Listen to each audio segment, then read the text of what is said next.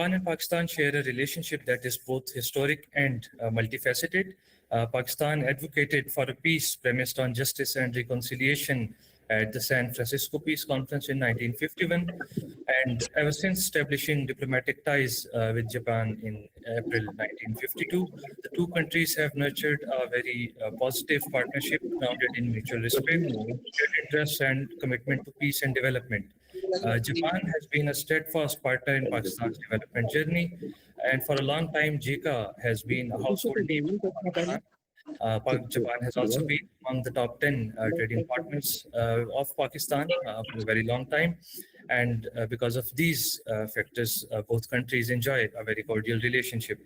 To discuss the past and future of this multifaceted relationship, we have with us today a panel of notable scholars and practitioners.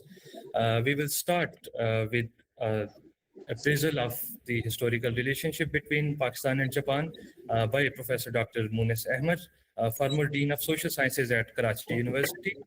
Afterwards, Dr. Masahiro Kurita, our guest from Chukyo University, Japan, will speak on the future of Japan-Pakistan relationship in a new world. We also have with us Honorable Mr. Masahiro Hattori, Consul General of Japan in Karachi. However, before inviting our speaker for the talk today, I would like to request President CAPS, Dr. Khurram Iqbal, to please deliver his welcome address. And as we start, I would also like to request our speakers to be please mindful of the allocated time. Thank you. A very good morning, ladies and gentlemen. We have a tremendous response since we advertised this event only a few days ago.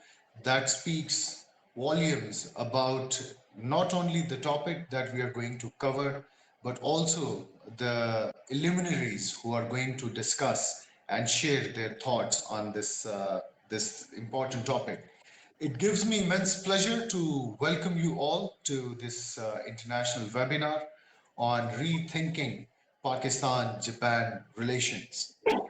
Since we signed an MOU with Area Study Center for Far East and Northeast Asia at University of Sindh, Jamshoro, only a few months ago, this is our first joint event with the Area Study Center. And we have thoughtfully finalized this topic, considering the changing dynamics of the West and East Asian regions. As we see that the post-Cold War world order is in transition, an order that was characterized by unchallenged hegemony of United States of America and its allies. It's in great transition. Some argue it's not a transition. The old order has rather ruptured. And from this old order, few argue, from the ashes of this old order, a new order is likely to emerge. What will be the contours of this new order? What is the role that middle powers are going to play? And especially how countries like Japan, they see the changing world and how they are likely to situate their strategic choices in South Asian region. These are the key questions that we are going to pose to our worthy panelists today. And I'm sure by the time we conclude this webinar, we'll have a fairly good idea as to where South Asia fits into Japan's global strategy, whether there are some areas of convergences between Pakistan and Japan, whether that is in high politics areas or low politics areas. When we talk about low politics areas, there was a tremendous interdependence between Pakistan and Japan. Pakistan has been one of the big markets for Japanese automotives, but as the global trend change in the automotive manufacturing and other goods that were typically Japanese, some change, some transformation is expected to take place. So we have gathered today to basically listen to our worthy speakers as to how these transitions are likely to take shape, what future holds for Pakistan and Japan. And without further delay, I would request my colleague, Mr. Munib Suleiman, to please invite the worthy speakers so that we can learn from their insights. Thank you very much. Thank you, sir, for your very welcoming remarks. I would now like to invite our first speaker for the day, uh, Professor Dr. Moonis Ahmer. He is a distinguished scholar and a meritorious professor of international relations. He has been former dean at Faculty of Social Sciences, University of Karachi.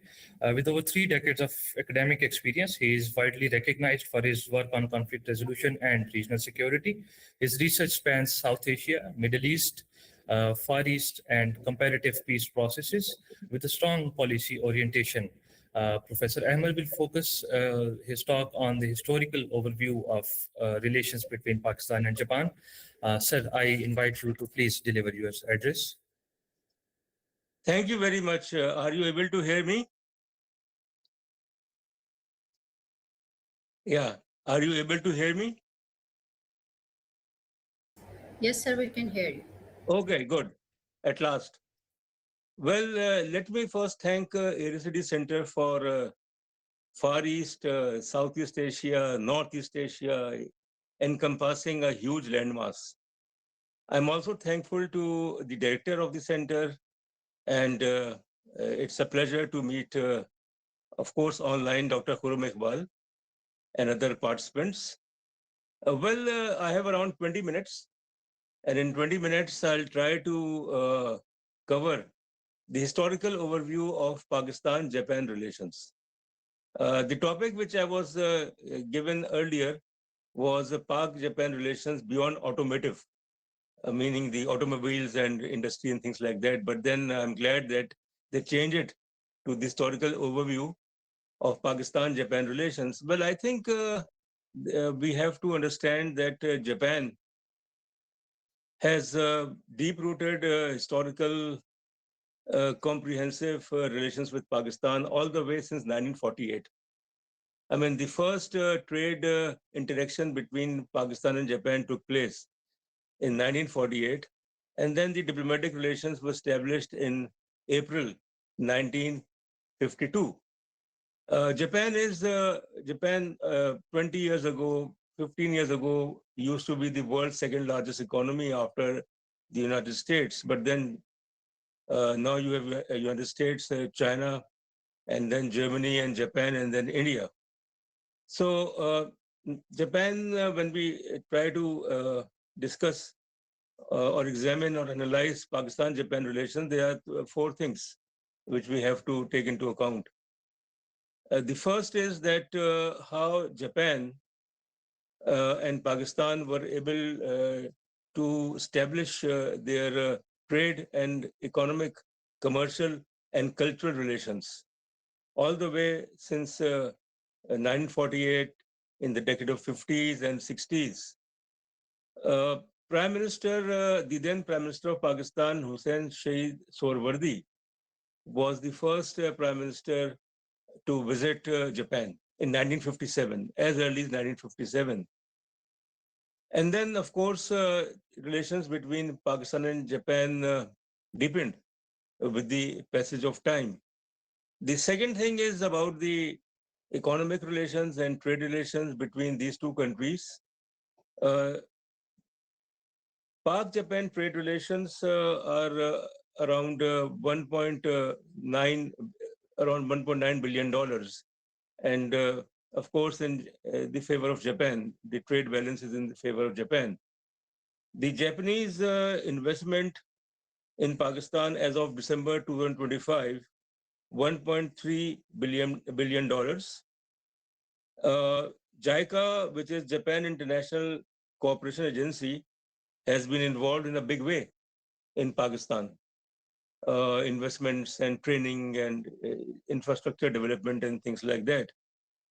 And then Japan has also provided, as of June 2025, around $440 million for RACO dig mines project in Balochistan. So there's a long list, if we try to understand Pak-Japan economic and trade relations. The third is some sort of an unpleasant thing which took place between Pakistan and Japan when Pakistan tested its nuclear devices in May 1998. So Japan immediately, cut off its economic assistance to Pakistan as a matter of policy, of course. And then its investments were also down. Trade relations dwindled between Pakistan and Japan after the nuclear tests. And then Japan, as I remember that 25 years ago, even 20 years ago, was insisting that Pakistan should sign the Comprehensive Test Ban Treaty, CTBT Treaty. And for that purpose, Japan offered Pakistan around $500 million, but Pakistan had no such policy to sign the Comprehensive Test Ban Treaty, like India had not signed it. Then, of course, in case of the fourth thing, that how in the recent past Japan-Pakistan relations have progressed. Now, one thing which I would like to mention as far as the historical dimension is concerned, that although Japan had cut off its economic aid to Pakistan during 1965 and 1971 wars, and also when Pakistan tested its nuclear device, but then Japan, after the fateful events of September 11, 2001, was able to rethink its policy.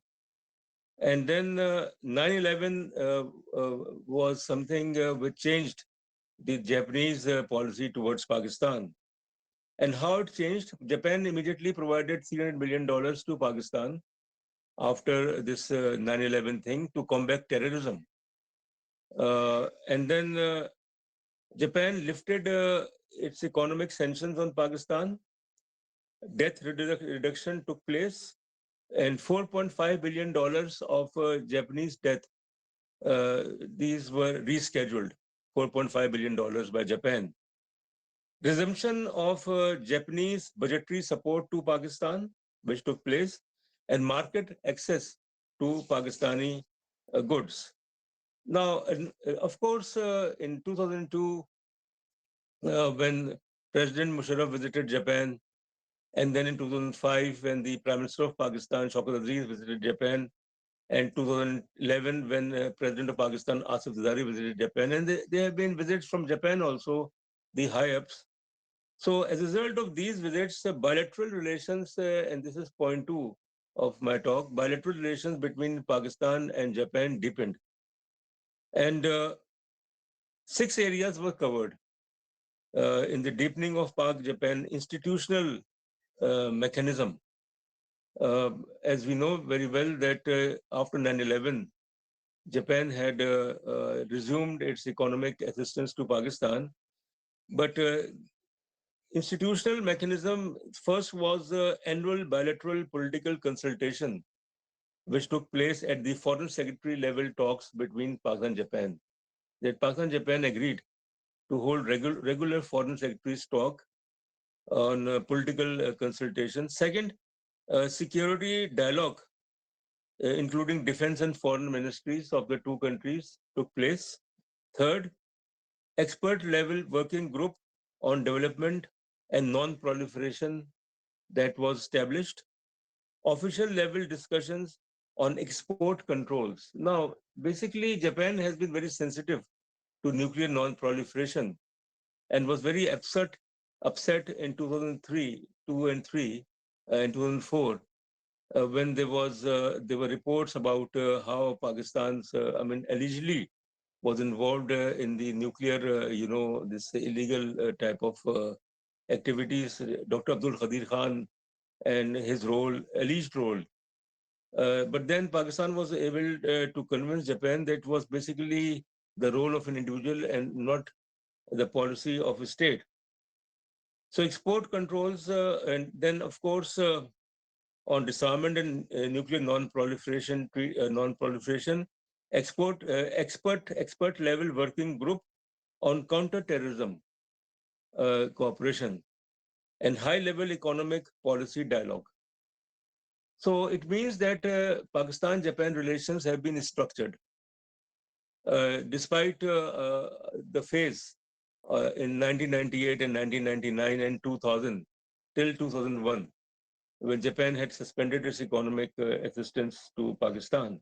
Now, coming to the cultural agreement, the cultural agreement between Pakistan and Japan was signed as early as 1957. And it was a basic instrument to broaden and deepen cultural ties, exchanges in culture, sports, youth, and education, and through the ways of demonstration, public performances, exhibitions, human exchanges, etc., etc. So that is something which we have to understand, that the cultural ties between Pakistan and Japan are very old, since 1957. And then there is the Pakistan-Japan Cultural Association, which is called as PJCA. It's an organization to promote bilateral ties, cultural ties between Pakistan and Japan. And then the Embassy of Japan in Islamabad and Consulate of Japan in Karachi. Pakistan-Japan Cultural Association has 4 branches or 4 chapters in Pakistan, that is in Islamabad, in Karachi, Lahore, and Peshawar. We also need to understand that the exchange of students, the exchange of youth, and JICA has been very much, young leaders program. There's a young leaders program in Pakistan and Japan. Then there's another dimension of Pakistan-Japan relations which comes beyond the cultural thing or economic or trade relations, and that is basically in the arena of tourism. That the Japanese, particularly, I mean, those who are visiting Pakistan, not only for tourism, but also to visit the Buddhist, sites, particularly in Taxila and elsewhere. And then they also go to the mountain peaks in the northern areas of Pakistan, in Iskardu, in Baltistan. So there is enormous tourism, this scope for in Pakistan-Japan relations. But the problem is basically with the Japanese side is also mentioned that there is the security issue. And then, of course, the meager facilities which are provided as far as the tourism thing is concerned. Now, priority areas in historically Pakistan-Japan relations that we have to understand that since 1957, 1948, 1952, 1957, when the then Prime Minister of Pakistan, Hussein Sheikh Sohbazdi, visited Japan, and then the cultural agreement was signed. So basically, these 2 countries, they are very much committed as far as not only deepening, but also consolidating relations between Pakistan and Japan. Coming to another dimension of Pakistan-Japan relations, historically speaking, that technical assistance, Japan initiated its economic assistance towards Pakistan with provision of technical assistance in 1954, as early as 1954. Loan aid in 1961 and grant aid in 1970, which has continuously played an important role in countries' development. Japan is also involved in various projects in Pakistan, and these projects primarily are include, for example, the Indus Highway from Karachi to Peshawar. Then there are other projects in which Japan has been provided assistance to Pakistan. Japan is the 3rd largest OECD donor to Pakistan after USA and UK. And priority areas, economic infrastructure, energy investment, climate, human security, social infrastructure, health, education, disaster management, water, balanced regional development, border region security, and so forth. And Japan has, as I said earlier, also provided assistance to Pakistan 760 kilometers of Indus Highway between Peshawar and Karachi. And the Kohat Tunnel, which is a symbol of friendship between Pakistan and Japan. Japan is also, in a big way, involved for the eradication of polio in Pakistan, polio disease in Pakistan. And because of its assistance and help, the number of polio cases, that number has been reduced from more than 30,000 in 1994 to 303 in 2014.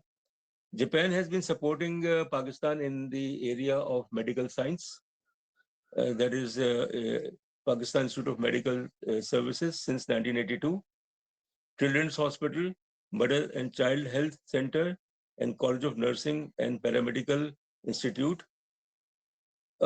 What JICA has been doing, that's another thing, because it's not only the bilateral relations between Pakistan and Japan since 1952, and before that, 1948, when trade agreement was signed between these two. So JICA has accepted and trained thousands of Pakistani trainers both in Japan and in Pakistan since 1954.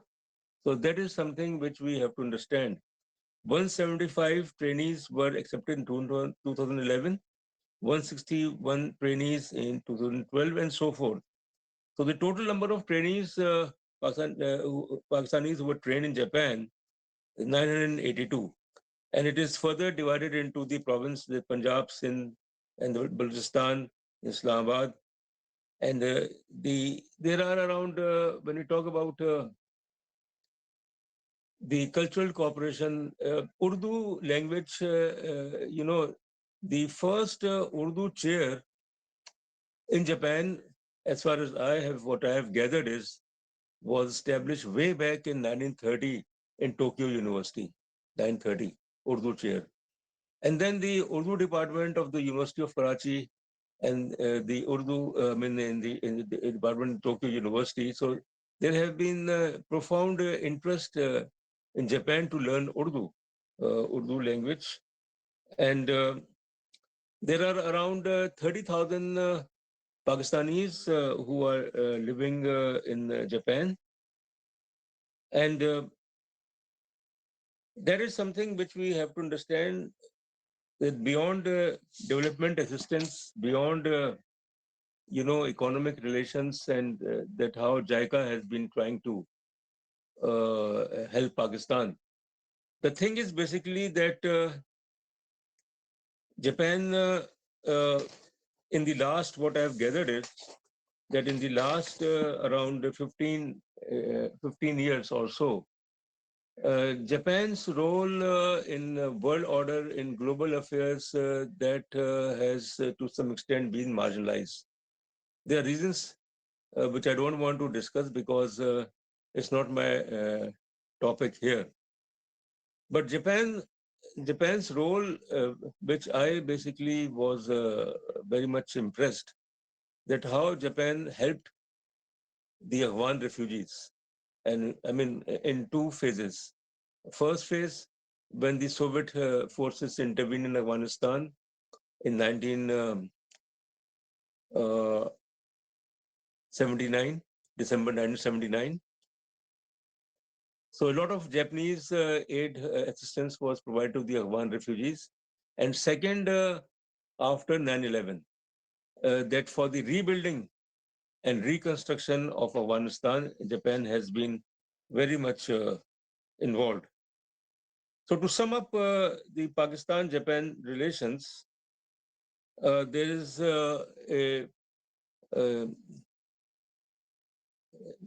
there's a lot of information.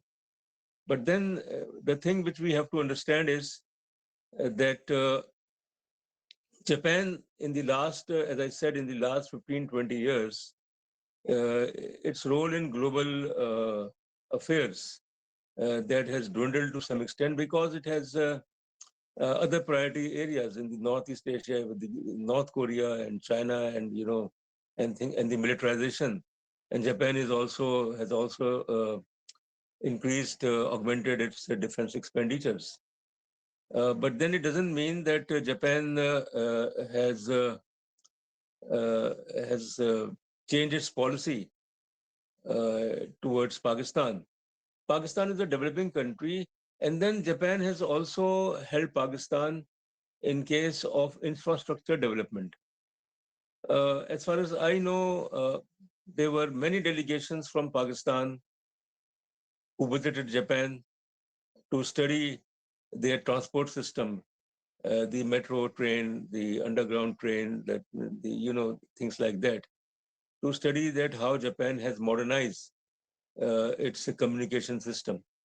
It is yet to be seen to what extent Pakistan has learned lessons from the modernization and development of Japan after 1945, a country which was totally destroyed during Second World War, was able to rise again. And that has to do with two things. The first thing is basically that the culture of work ethics in Japan, that how Japan was able to focus on ethics and values and professionalism, that professionalism it matters as far as Japan is concerned. So work ethics, because of, and then of course, the people of Japan were educated even before Second World War, although they were destroyed, almost destroyed during Second World War, and the first country which experienced the atomic devastation in Hiroshima and Nagasaki. So it was a miracle that how Japan was able to again rise and then emerge as the world's second largest economy. So this is the lesson which Pakistan must learn from Japan in terms of the work ethics and professionalism, integrity and honesty of the people of Japan. And then Japan has also experienced, tsunami and earthquakes and things like that. It reminds me that Japan also assisted Pakistan to combat the floods of 2010 and later on. Japan provided $200 million, more than $200 million to Pakistan when there was a devastating earthquake in the northern areas of Pakistan in October 2005. So that is what is basically Japan's priority. It is up to Pakistan how it makes use of the Japanese assistance, particularly infrastructure development. And I would end by saying that Pakistan's priority should be to focus on its work ethics. Work ethics, basically, as far as I know, it means professionalism. It means how people are dutiful, people are honest in their work. That is something which Pakistan needs to learn from Japan. And Japan has been very honest, has been very sincere in assisting Pakistan. And I've given you the list where Japan has provided aid and assistance to Pakistan. And for that matter, I think the time has come for Pakistan to understand that the miracle of Japan was not just in one day, it was the result of a process. And Pakistan has a population of 250 million people, or 240 to 250 million people. It's the world's now fifth populous country. It's the only nuclear state in the Muslim world. But then economically, there are issues. Japan has its own debt. economic death and things like that. But even then, Japan has been able to bounce back. And then political stability, instability, that there have been several governments in Japan in 1 year or 2 years or 3 years, but doesn't matter because it is the system which should work. If the system works, regardless of who is in power, but in case of Pakistan, there are issues there, which has an impact on the economic development of Pakistan and modernization of Pakistan. So that is something which I would like to conclude here, that historical overview of Pakistan-Japan relations, that's something which provides enough reason for the Pakistani side to understand that how Japan since 1948 and since 1952, since 1957, and later on has been very steadfast, has been very committed to provide aid and assistance to Pakistan, but it is the Pakistani side which should make use of the Japanese help, aid and assistance. Thank you very much. Thank you very much, Professor Ahmer, for your very comprehensive and insightful remarks. I would now like to invite Dr. Masahiro Kurita for his talk on the future of Japan-Pakistan relations in a new world order. Dr. Masahiro Kurita is a lecturer at the School of Global Studies, Chukyo University, Japan. He previously served as a senior fellow at the Japanese National Institute for Defense Studies, NIDS. Before joining NIDS, he was a researcher at the Foreign Affairs and Defense Division of Research and Legislative Reference Bureau of the National Diet Library of Japan. His areas of expertise include South Asian security, nuclear deterrence, and wargaming. Dr. Kurita, over to you. Thank you so much. Can you hear me? Okay, yeah. Thanks again for kindly inviting me to this session. Especially, I have to thank to Professor from Iqbal. I met him 2 months ago in Islamabad, and he kindly invited me to join this event. And as Mr. Salman kindly introduced me, my name is Masahiro Kurita, and I'm a lecturer at the School of Global Studies of Chukyo University, which is located in Nagoya, the central part of Japan. I'm working on South Asian international relations and South Asian security with a particular focus on Pakistan's foreign and security policies. Currently, I'm a purely civilian academic, but until September last year, I was a senior fellow at the Japanese National Institute for Defense Studies, a government-affiliated think tank. So now that I'm no longer a government official, I'm quite pleased to be able to speak freely, especially my pro-Pakistan view freely here. So, today my job is to talk about the future of Japan-Pakistan relations in the new world order. However, before turning to the future, I would like to begin with my assessment of Japan-Pakistan relations over the past 15 years, so kind of brief historical part, as well as the underlying perception of Japan on its own security issues. I think it may overlap a little bit with Professor Ahmer's lecture, and let me apologize in advance. Okay, so let's start. So to begin with, at first, I have to mention my frank assessment over the roughly past 15 years of Japan-Pakistan relations. I know that, as Professor Ahmer mentioned,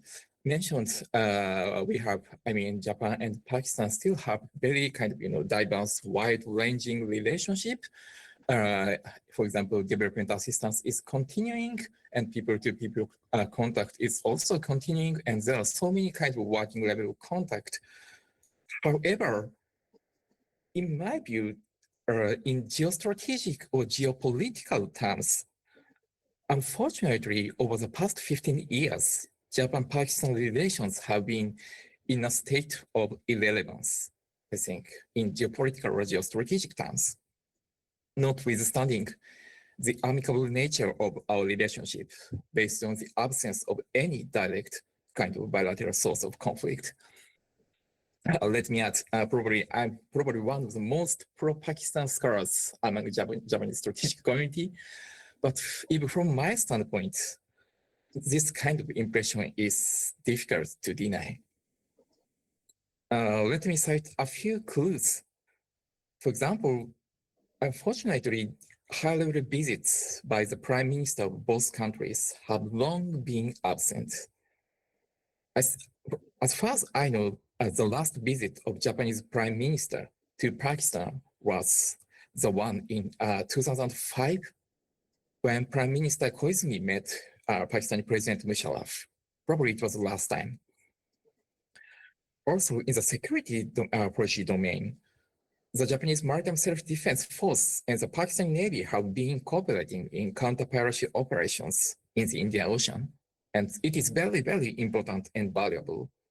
But beyond that, there is little significant security cooperation between the two countries. And also looking at the business sector, while some Japanese companies have long been doing business in Pakistan and making profits and contributed to Pakistan's economy, but my impression is that not a few Japanese companies are hesitant to newly make inroads into Pakistan. So this is a current situation. So in my understanding, especially in the foreign and security policy field, probably the more precise expression is that Japan-Pakistan relations have not developed well and successfully, rather than the relations have lost their relevance that existed before. Let me explain this more detailedly. I think probably this impression is easy to be understood by when we compare Japan's relations with Pakistan to Japan's relations with other South Asian countries over the past 15 years. As you may know, since the 2000s, Japan has deepened its security cooperation with India to counterbalance the rise of China and China's increasingly assertive behavior. In particular, under the Abe administration from 2012 to 2020, Japan-India relations made significant progress. And at the same time, Japan expanded its strategic engagement with other South Asian countries, especially with Bangladesh and Sri Lanka, both of which sit in geopolitically important locations along the Indian Ocean. This broadening of Japan's own engagement with its South Asian countries has been intended to create kind of synergy with India's own engagement with its neighbors under Modi administration. I refer to this Japan strategy as a kind of India plus strategy. However, against this backdrop, whereas Pakistan, unfortunately, Japan's strategic engagement with Pakistan has not expanded at the same rate as with other regional countries. In other words, as Japan has built strategic relationships beyond the development and business realms with India, Bangladesh, Sri Lanka, and other countries, its relationship with Pakistan has lagged behind. This is a reality. So this is what I mean by saying that Japan-Pakistan relations have been in a state of irrelevance in geopolitical or geostrategic terms over the past 15 years or so. And from this description, probably you might conclude that Tokyo has prioritized Delhi, and out of consideration for India, it has refrained from developing closer ties with Pakistan. Although I do not know about actual intentions of policymakers, I don't know that, but I would not deny that the ever-increasing Japan-India partnership has had some adverse consequences on Japan-Pakistan relations. As Japan's relationship with India strengthened, Japan did begin to show sensitivity to India's position on India-Pakistan issues. One example is that since the 2016 also Japan-India summit meeting, Joint statements included language calling on Pakistan to act against anti-India terrorist groups. That being said, however, actually, I'm rather doubtful that such consideration for India has been the dominant factor for the underdeveloped status of Japan-Pakistan relations. Why? First and foremost, the Japanese government, as far as I know, the Japanese government has no intention of siding with either India or Pakistan on their bilateral disputes. Japan is neutral. Also, moreover, in my numerous conversations with Japanese security experts and practitioners, I think that the negative image of Pakistan among them is more often linked with Pakistan's pro-China credential rather than its anti-India stance.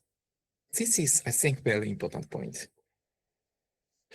As many of you here know, Japan's security policy over the past 15 years has been foremostly focused on how to deal with the challenges posed by an increasingly assertive and powerful China, primarily under the framework of the Japan-US alliance. The issue that emerged first in this context was China's gray zone challenges to Japan's sovereign control over the Senkaku Islands in the East China Sea. And which it has been, this challenge has worsened and worsened till today. And moreover, in addition, since the early 2020s, concerns have grown over the possibility that China might attempt to annex Taiwan by force. As you may know, Taiwan is geographically too close to Japan itself. So it is very difficult or nearly impossible to imagine that a military conflict over Taiwan would not have significant implications for Japan.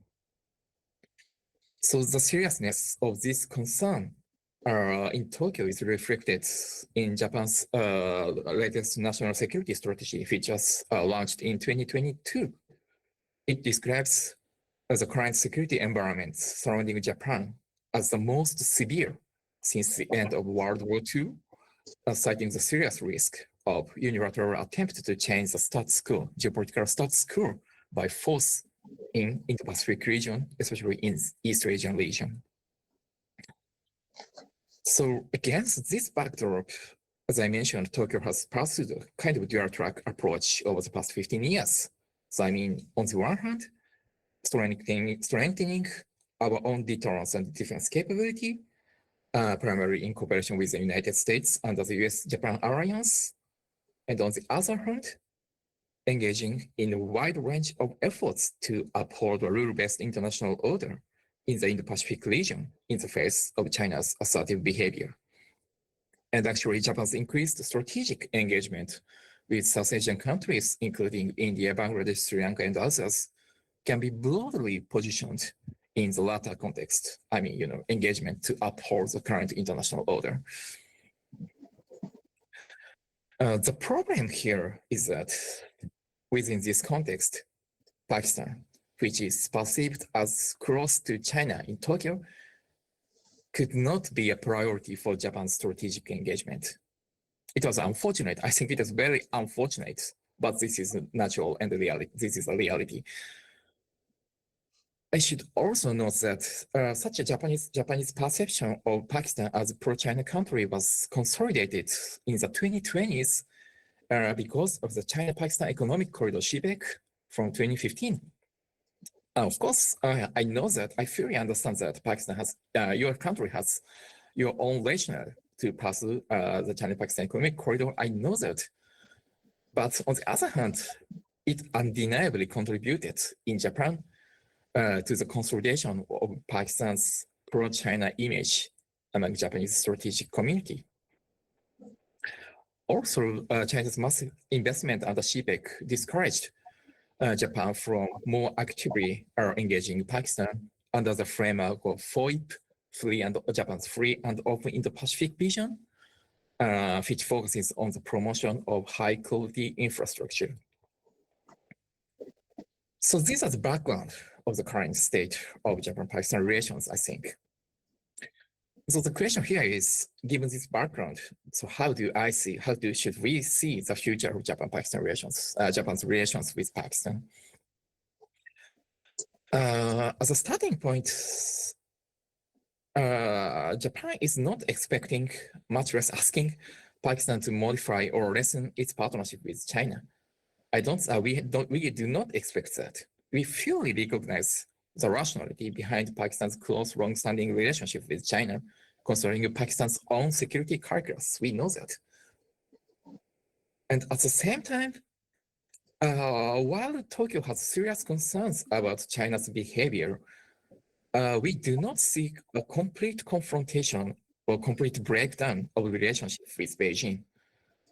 You know, China is still a very, very important neighbor for Japan, especially in terms of, promoting our economic growth.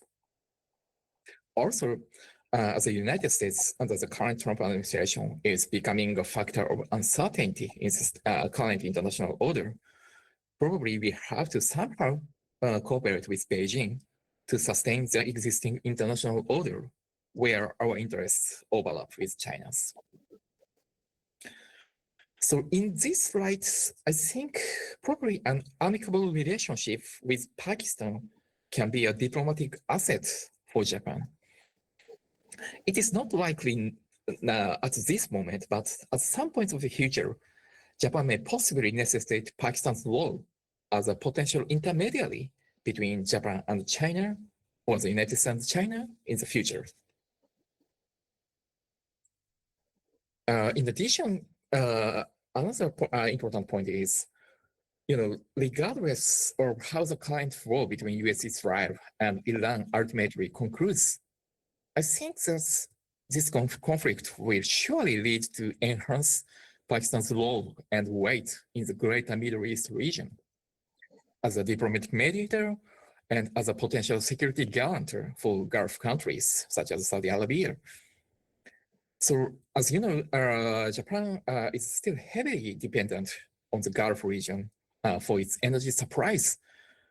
Pakistan playing such a constructive role in the greater Middle East region will be undoubtedly beneficial from the Japanese perspective. Then from the Japan side, so what forms of cooperation might be possible with Pakistan?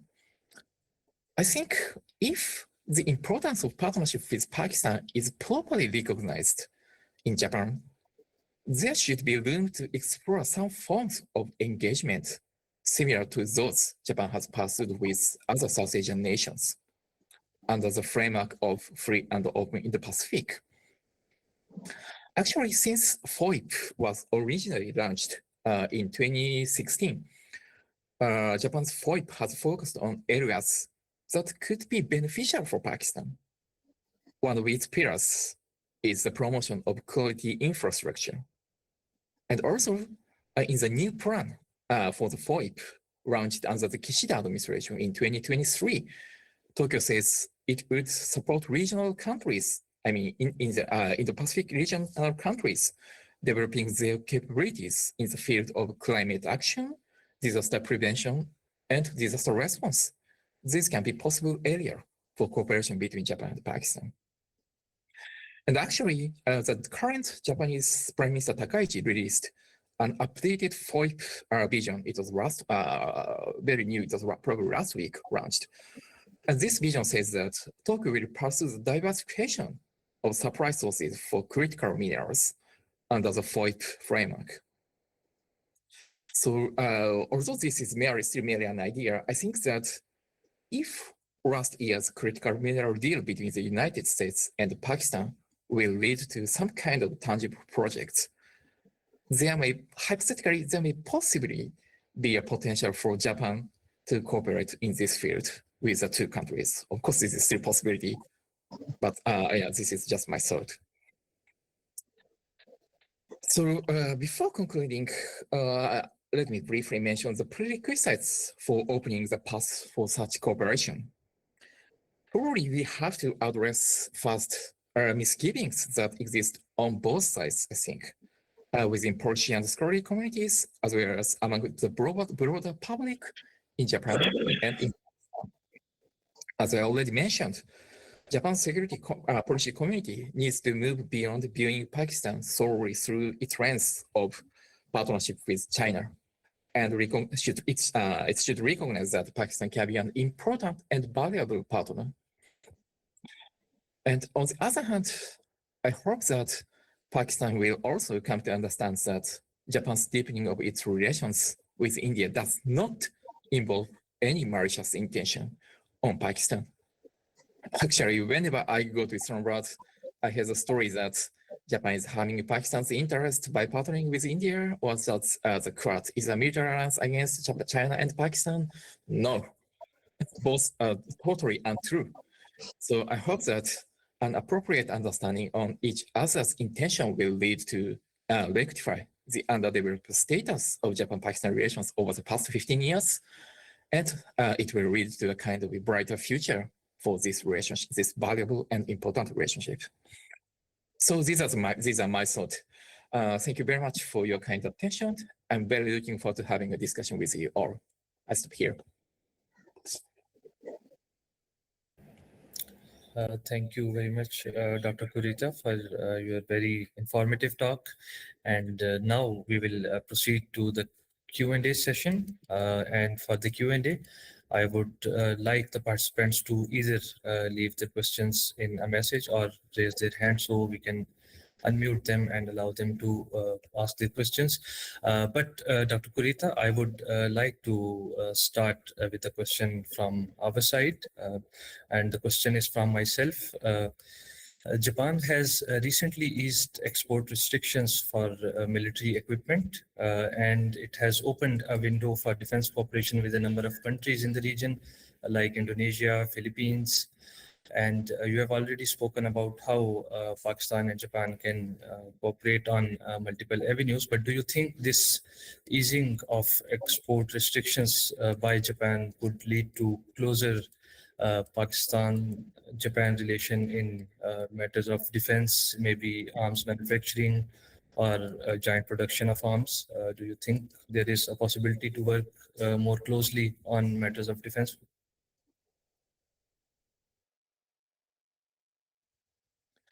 Well, thank you for your question, and it is a very tough question. My frank answer is, at least in the short to mid-terms, probably it is still very, very difficult to proceed kind of, defense equipment cooperation with Pakistan, because, this is very new attempt. Of course, actually, historically speaking, Japan has gradually eased its regulation of defense equipment exports, but still we are very, kind of early stage to export, these things. And of course, we have been in talk with some, some partners in the region, as you mentioned, like Philippines or Australia or even India. But beyond that, expanding this kind of cooperation beyond these countries, it is still pretty much, it is still premature. So yeah, I think so. I do not rule out the possibility entirely, but I think it is still, it is still very early stage. This is my take.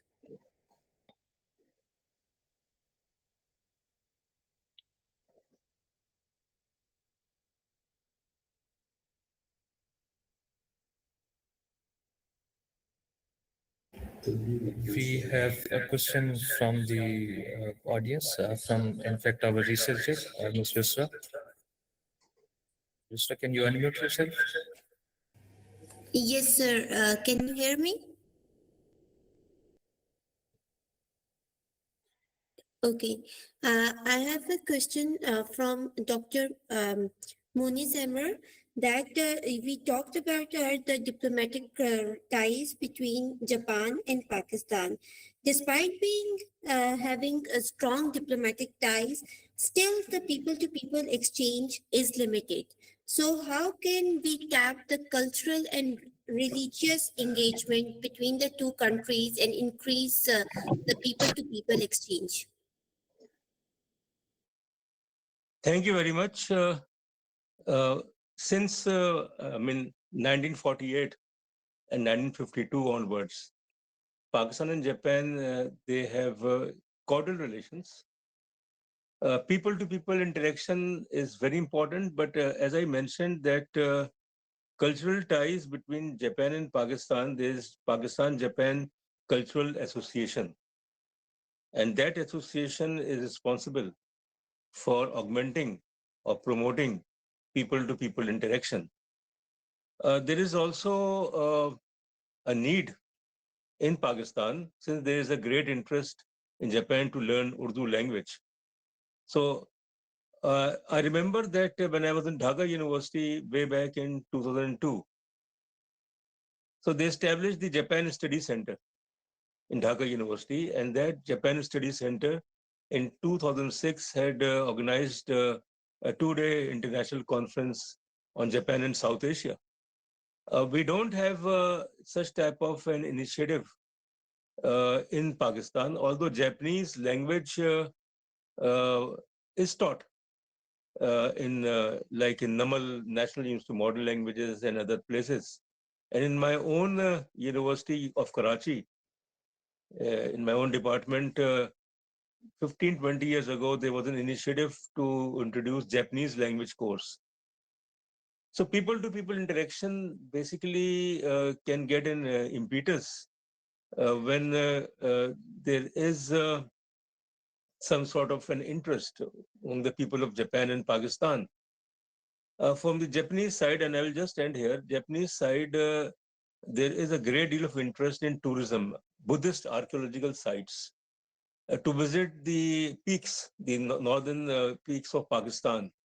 Hundreds of Japanese tourists, every year they visit Pakistan. So that is something which is desired. And if there is an initiative on the part of Japan and Pakistan to promote people-to-people interaction by identifying areas of cooperation or new areas of cooperation, that certainly can make a difference in the days to come. Thank you very much.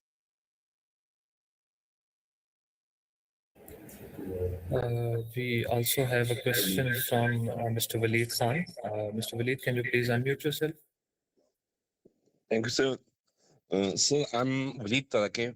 I belong to Khyber Pakhtunkhwa, and currently I'm Secretary for Tourism and Creative Industry, Pakistan Youth Parliament. My parental subjects are international relations, peace and conflict, and media studies. So my question is that as a youth leadership, we are interested to call Japanese, or we are interested to work with JICA as an internship or with the Japanese embassy, but there's always a hurdle of communication or maybe the language barrier that they are not like we don't get the response from Japanese embassy or JICA. Some of my members from my province have applied for the internships or other things, but we never get this response. So can you, I'm asking to the entire panelist, all of you, that what's the hurdle and what's the things which don't connect us? And we also invite you guys to, like we have Takbai in Maldan district, which is the main place for the Japanese interest for their religious tourism, and there are several other places in like Gandhara civilization and the Indus area, on which we want them to come and visit us, and we can also work on the creative industries, different fields of the creative industry. So, sir, can you highlight or can you focus on this thing, that how can we interlink to each other? Thank you.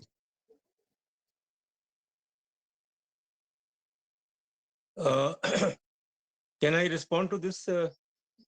Yes, to his question about JICA? Yes, sir. And promoting religious tourism. You know, I made it clear that JICA or JICA, whatever how you pronounce, has been in a big way involved in training people from Pakistan, particularly young trainers. 6,000 478 Pakistani trainees in both Japan and Pakistan since 1954. And certainly when we talk about the youth, that how the youth has been promoted, the youth cooperation between Pakistan and Japan has been promoted, that is a priority area in terms of promoting cooperation between the youths of Japan and Pakistan. So there is a lot of scope, and language is, I agree with you that language is a hurdle. And for that matter, the Japanese language courses, as I gave you the example in my own university and in other universities, the Young Leaders Program is there between Japan and Pakistan. The Youth Invitation Program is there between the two countries. And 77 high school and university students were sent to Japan in May and June 2013, sorry. And 75 students were sent to Japan in January 2014. So I think one needs to get the right kind of information from JICA or from the Japanese embassy and consulate dealing with the cultural matters. There is also Japanese language program for foreign service officers. So I think there is a tremendous scope. There are prospects for developing religious tourism, for promoting the exchange of youths between Pakistan and Japan. The only thing is to get the right kind of information. Thank you. Very good, sir. Thank you, sir. We also have a question from Mr. Samad Naeem. Can you please unmute yourself?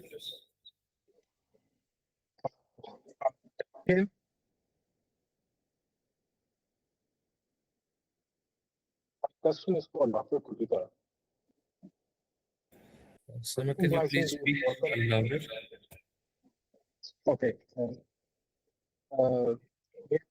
Clearly. Okay.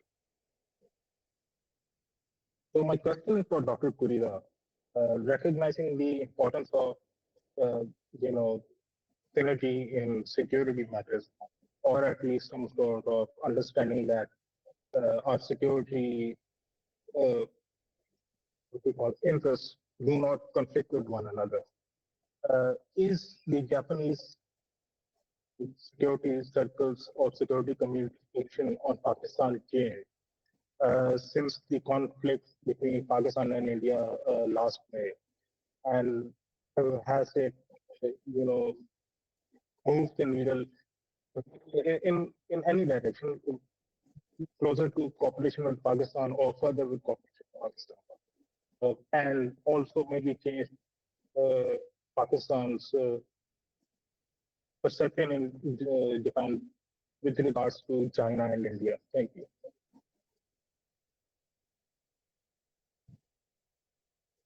Sorry, my network is not working properly, so I could not catch your question. So your question is the effect of Japanese perception on Pakistan's after the last year in the Pakistan conflict. Is it correct? Yes. Yes. Is this understanding correct? Yes. Right. Okay. Thank you so much. Actually, it is very surprising for the Japanese security community. The last year's conflict was very surprising, and the Japanese security study community had so much concern on last year's war. But I think whether this conflict has left much impact on our understanding on India-Pakistan dynamics, I'm somehow doubtful. Of course, it was a very extensive and significant war, but it was concluded in very, briefly, right? It concluded within 4 days. So when it occurred, Japanese policy community paid so much attention on this conflict. But after it subsided, I think the effect, its impact on our understanding is not so much. But on the other hand, you know, of course, it may remind us, I mean, Japanese security studies experts remind us of the necessity to address the underlying the cause of India-Pakistan conflict. So my short answer is it has not left so much impact. Is this okay?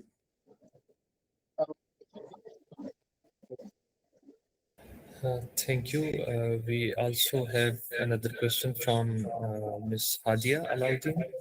Can you please unmute yourself? Yes, my question is from Mr. Masahiro. So my question is, given Japan's critical reliance on Middle Eastern energy, how does Tokyo navigate the trilateral pressure to join Operation Freedom while maintaining the independent diplomatic neutrality it has historically used to safeguard its oil supply lines? Sorry, could you reiterate your question? Yes, sure. Given Japan's critical reliance on Middle Eastern energy, so how does Tokyo navigate the trilateral pressure to join the Operation Freedom? Operation Freedom to secure the free passing of the Strait of Hormuz, you mean? Yes, yes. Frankly speaking, I'm not sure.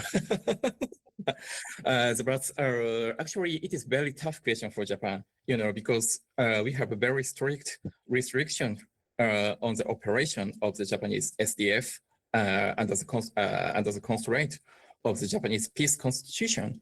So basically, we cannot, as far as I understand, basically, it is very difficult for the Japanese government to join military in such a kind of operation to secure the passage of the strait when the war still technically the war still continues. But if kind of complete ceasefire is established, there might be some kind of possibility for Japan to join that sort of operation. But it is still, it still involves very, very significant hurdles in terms of legal and political kind of consideration. This is my take. Thank you. And we have one last question from Mr. Suleiman Muiz, and then maybe we can end the Q&A and proceed. Thank you very much for the opportunity. I hope I am audible.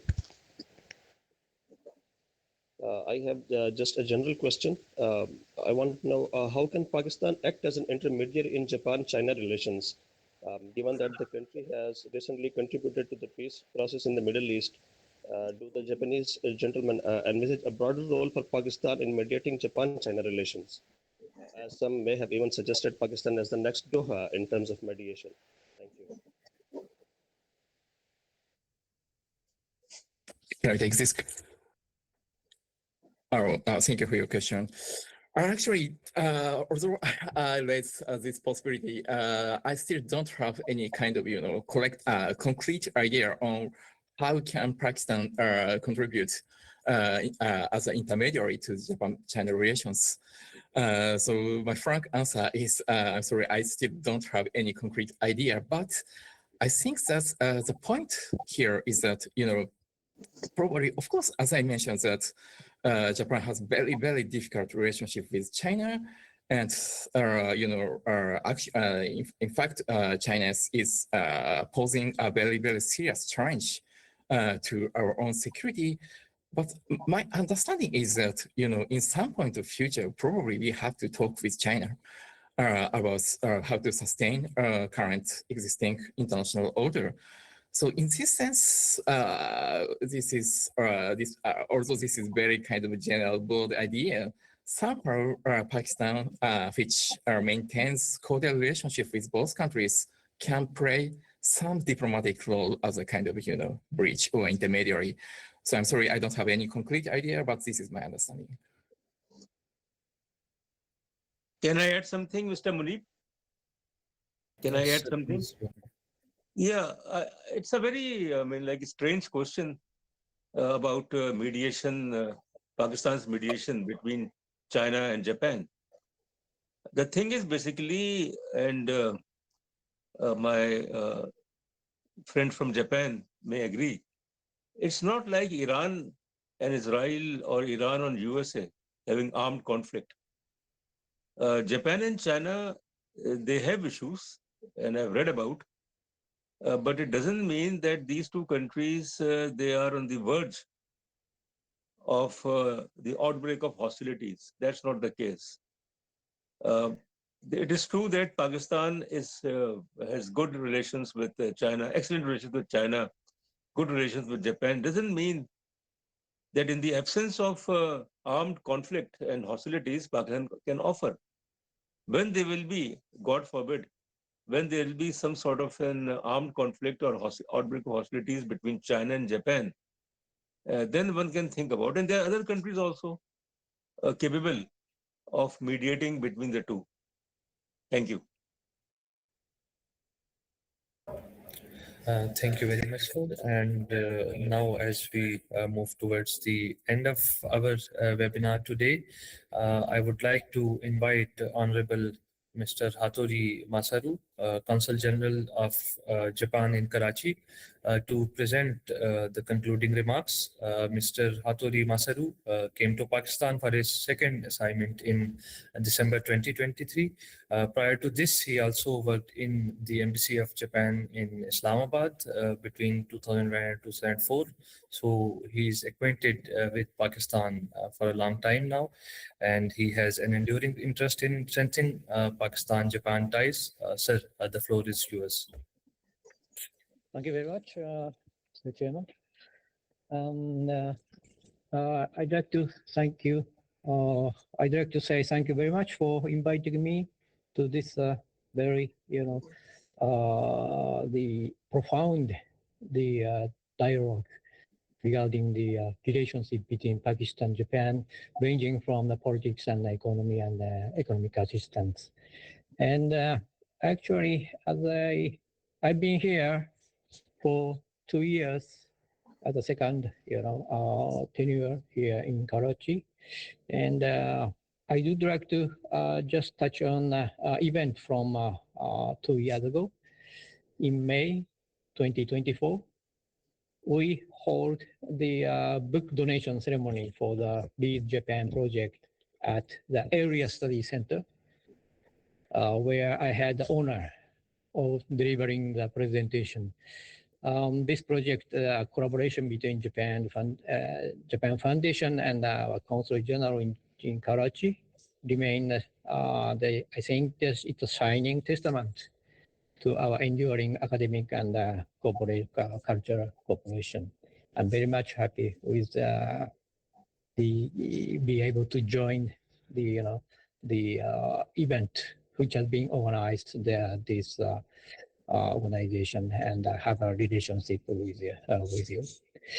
And today we have been a part of very meaningful dialogue, and I would like to extend my heartfelt gratitude to the Consortium of Asian Pacific Eurasian Studies, as well as Area Study Center for Far East and Southern East Asia at the University of Sindh, Jamshid.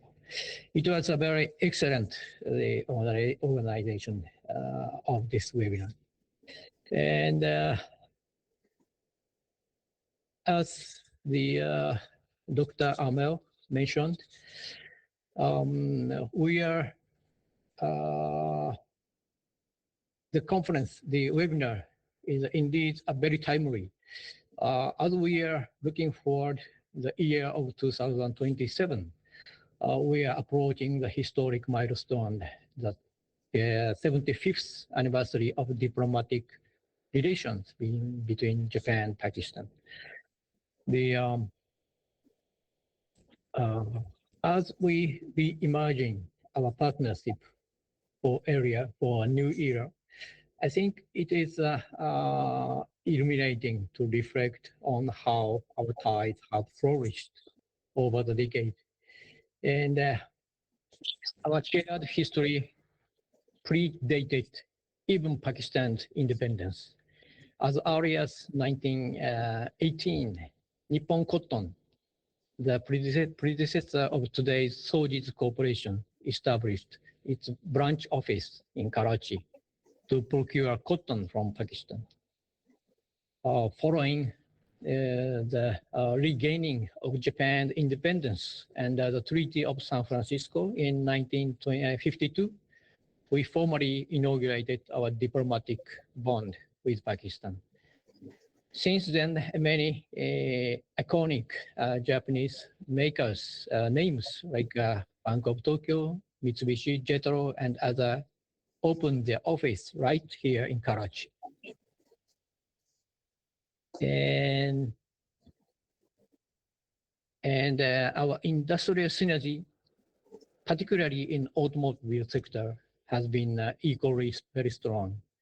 The Honda Motor Company opened its production in 1964, and Suzuki Motor Company embarked on the landmark joint venture for both automobile and motorcycle 1975.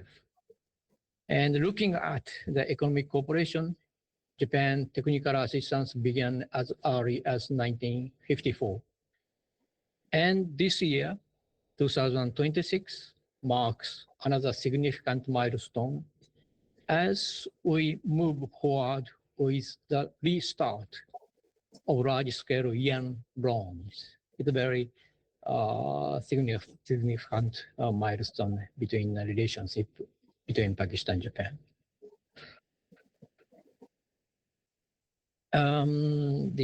And we are also witnessing the new steps of proactive business engagement.